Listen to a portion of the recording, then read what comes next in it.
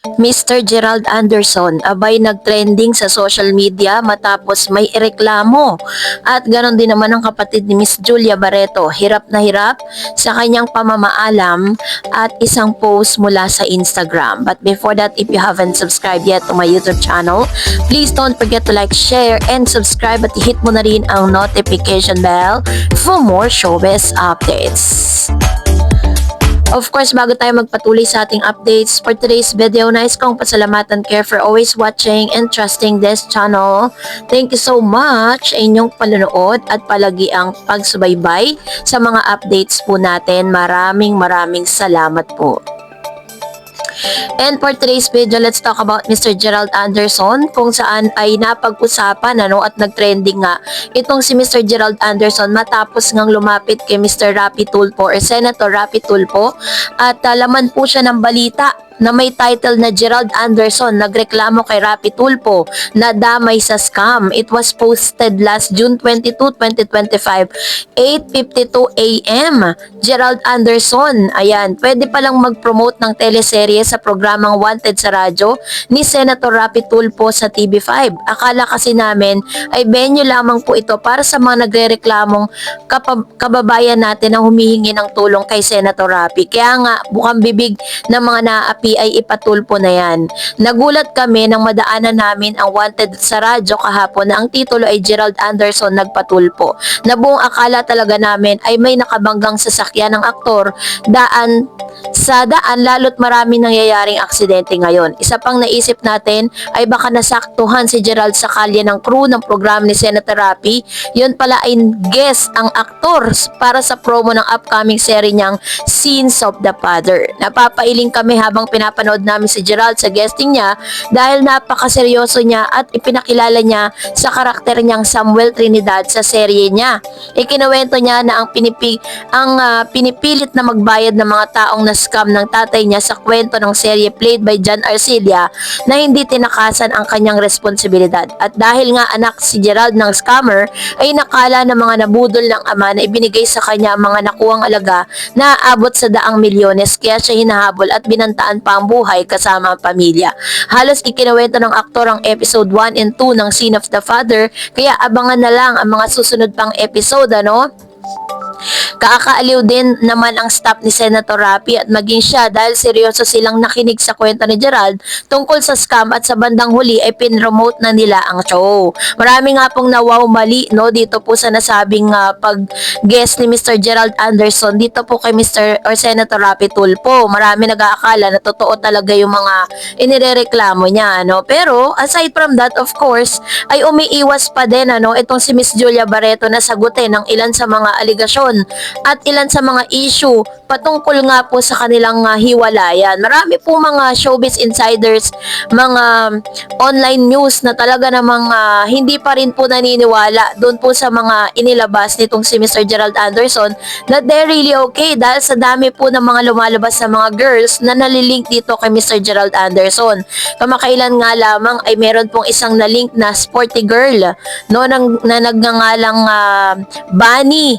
Si Bunny po ay isang volleyball player, pero according po sa mga fans po nila ay itinatanggi nila na imposible daw di umanong magkaroon ng ganon. Sabi po ni Manny Christopher Min sa kanyang channel na ito raw ay pinagseselosan di umano ni Miss Julia Barreto dahil nga for 8 years ay lagi pong nandun si Mr. Gerald Anderson sa court at nanonood ng volleyball, Kasi ang pinagtataka ng marami, bakit volleyball hindi basketball, 'di ba? Yun kasi yung yun kasi yung mga opinion po nila. So patuloy pa rin po talaga nag-speculate ang ilang mga netizen na maaaring ito ang pinaka-biggest dahilan kung bakit po hanggang sa ngayon ay nananahimik pa rin si Julia patungkol po sa issue ng kanilang hiwalayan. Kasi according sa mga netizen at sa mga fans at followers po ng Gerald, maniniwala lang daw po sila na talagang stable ang kanilang relationship kapag si Julia na mismo ang humarap sa publiko para po talagang patunayan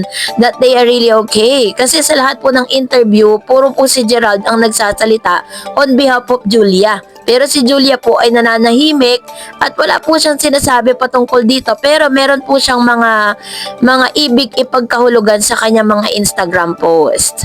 And this time, ay usap-usapan din po ang kapatid nitong si Miss Julia Barreto dahil po sa kanya pong post sa IG din sa social media. Ito po ay isang post or ulat patungkol sa kanyang pagpapasalamat nina Marjorie Barreto at Leon Barreto sa kanilang tawang tapat or taong tapat na kasambahay na nagretiro na. Sa isang mundong mabilis ang takbo ay tila wala ng panahon ng marami para sa pagpapakita ng taos-pusong pasasalamat.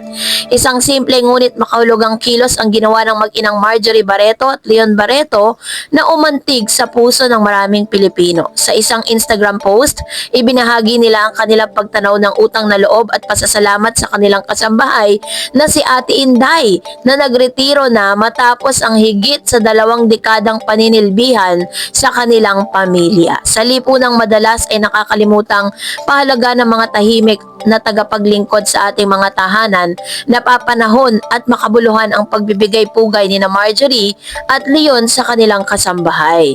Ang ganitong pagkilala hindi lamang personal na tagpo, ngunit sumasalamin din ito sa kultura at pagpapahalagang Pilipino. Ang malasakit, respeto at pagbibigay halaga sa taong naging parte ng kanilang buhay, lalo na sila matagal nang naglingkod ng tapat. So, naging emotional nga si itong si Leon Barreto habang nagpapaalam doon sa kanilang 22 years na kasambahay.